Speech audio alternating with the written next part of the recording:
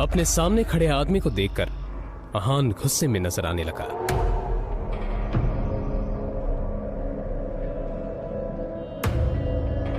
Mister Vikram, आप यहां पर क्या कर रहे हैं? यंग मास्टर, मैं आपको लेने के लिए आया हूं। देखिए, मैं आपके साथ बहस तो नहीं कर सकता। मैं भी आपके पिताजी का एक नौकर ही हूं। पर हाँ, उन्होंने जो काम बोला है वो तो मुझे करना ही होगा। सीधे पॉइंट पर आइए। पहेलियां बुझाना मुझे पसंद नहीं है। तो मैं आपसे ये कहने के लिए यहाँ आया हूँ कि आपके पिताजी आदित्य रायजादा ये चाहते हैं कि आप आकर उनका बिजनेस संभालें। वो इस एशिया का सबसे बड़ा एम्पायर आपको सौंपना चाहते हैं। और आपको लगा कि मैं उनकी बात मान लूंगा? मैं तो उनका नाजायज बेटा हूं। तो फिर ये सब मुझे क्यों देना चाह रहे हो? फिर जब मेरी माँ बीमार थी और मैं उनके पास मदद मांगने गया था, वो तो मीटिंग में बिजी थे ना। और उसकी वजह से आज मेरी माँ इस दुनिया में नहीं रही, और इसके लिए मैं उन्हें कभी माफ नहीं करूंगा।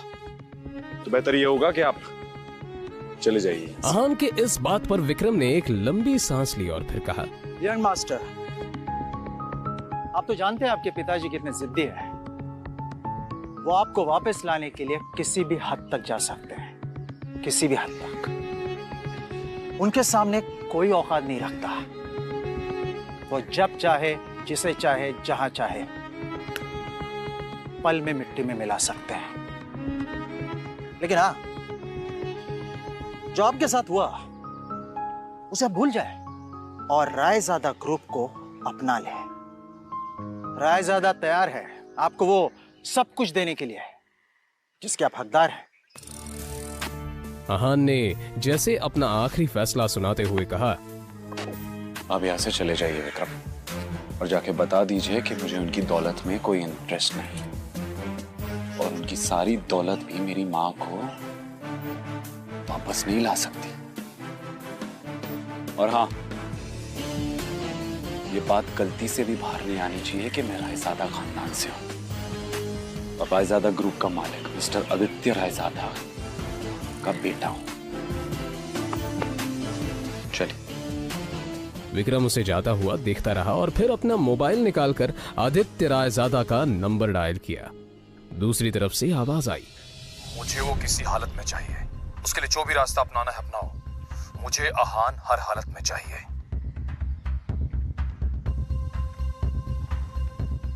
यंग मास्टर, आपको आना ही होगा। इधर अहान कुछ ही देर में अब अपने घर पहुंच चुका था। लगी घड़ी में देखा तो शाम के 7 बज चुके थे। अपने आसपास देखते हुए उसने कहा,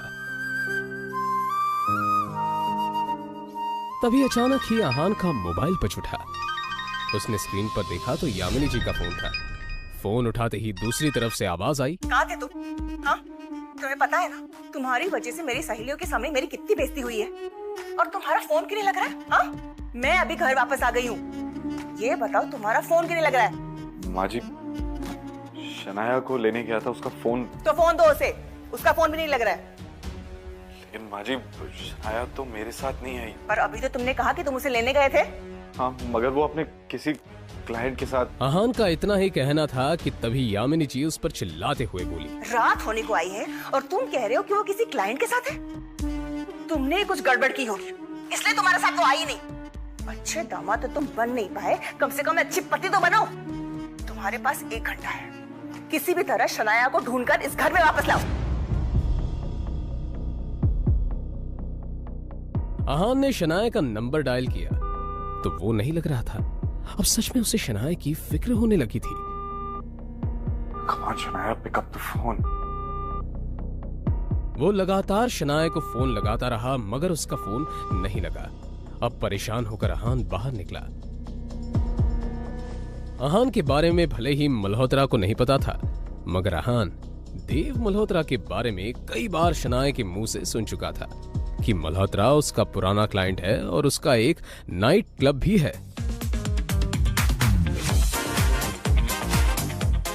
अंदर बेहद ही शोर शराबा था और लोग शराब पीकर नाच रहे थे। अहान ने चारों तरफ देखा पर कहीं भी उसे शनाया नजर नहीं आई।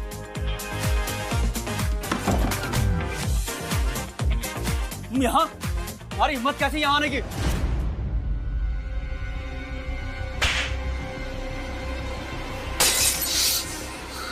मिस्टर देव मल्होत्रा, मैं शनाया का पति हूं।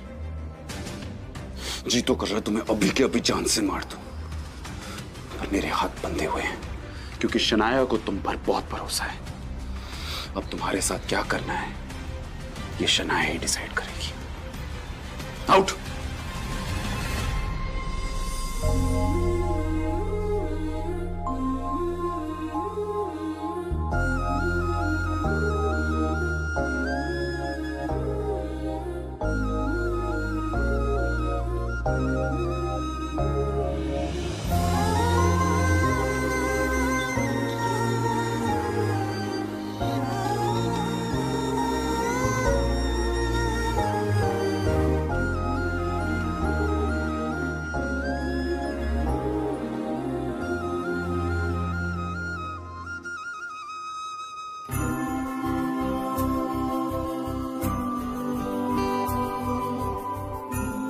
मुझे पता है हमारा एक साथ सोना आपको पसंद नहीं है,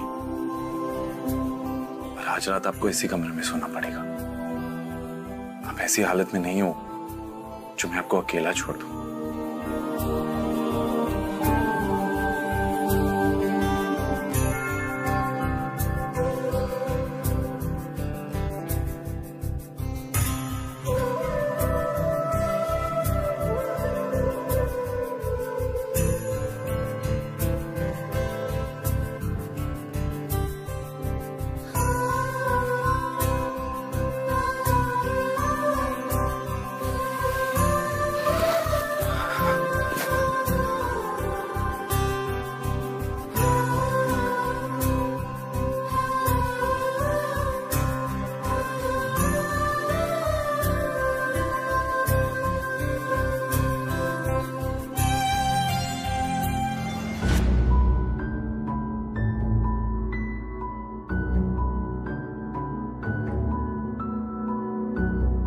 आपकी हिम्मत कैसे हुई मुझे अपने साथ सुलाने की?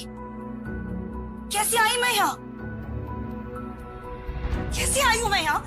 नहीं, एक सेकंड। आपको पता है ना कि मेरा कमरा अलग है, फिर भी आपने अपने स्तर पर अपने साथ मुझे सुलाने की हिम्मत की कैसे? नहीं, क्यों किया आपने ऐसा? क्यों? शनाया, तुम कल रात को नशे में थी और मल्होत्रा से बचाकर मैं आपको यहाँ लाया, और आपको इस हालत में देखकर आपको अकेला छोड़ना मैंने सही नहीं समझा, इसलिए।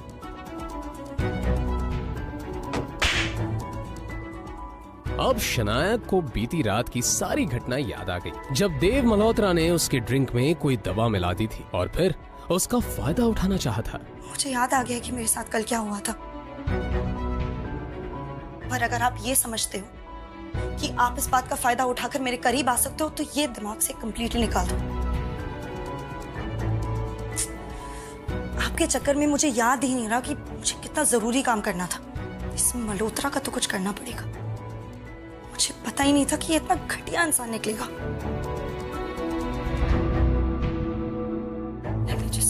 कहते हुए शनाया ने अपना लैपटॉप खोला और ईमेल चेक करने लगी, तभी उसे सामने जो दिखा उससे शनाया एकदम से शॉक्ड हो गई। वो हैरानी से ईमेल पढ़ते हुए बोली, ये कैसे हो सकता है? इस ऑफिसर ने मेरे ड्रीम प्रोजेक्ट को अप्रूव करने से मना कर दिया। तभी अचानक ही शनाया का मोबाइल बजने लगा। उसने स्क्रीन पर देखा तो उसके दादाजी आनंद गिल का कॉल था। गिल कंस्ट्रक्शन कंपनी के बिजनेस से जुड़े सारे अहम फैसले वही लेते थे। शनाया फोन की तरफ ऐसे देखने लगी जैसे अगर उसे उठा लिया तो कयामत ही आ जाएगी। उसे पता था कि बिजनेस से जुड़े फैसले लेने में उसके दादाजी बेहद सख्त हैं। आखिर में फिर शनाया ने फोन उठाकर अपने कानों से लगा ही लिया। कुछ ही देर में वो यूं ही दूसरी तरफ से बातें सुनती रही और फिर आखिर में मोबाइल उसके हाथ से छूटकर नीचे गिर गया। वो एकदम से सदमे में आ चुकी थी। आखिर क्या कहा गया फोन की दूसरी तरफ? क्या आहान और शनाया के बीच मिटेंगी दूरियां? हमारी कंपनी के